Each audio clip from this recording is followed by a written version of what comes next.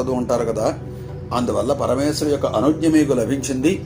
మీ వంశం అభివృద్ధిగా ఉంటుంది, చక్కగా రాజ్య పరిపాలన చేస్తూ ఉంటారు, ఎటువంటి అనుమానమూ లేదు అని చక్కగా చెప్పి, అంచేత ఈ రోజు నుంచి ప్రతి దీపావళి అమావాస్యకు, కార్తీక సోమవారం రోజున, కార్తీక పౌర్ణమి రోజున విడిచిపెట్టకుండా ఈ కేదారేశ్వరుని యొక్క పూజా కార్యక్రమాన్ని చేసుకుంటూ సుఖ సంతోషాలతో భోగభాగ్యాలతో ఉండవలసింది అని ఆశీర్వచన చేసి నారద మహర్షి అంతర్ధానమైపోయారు.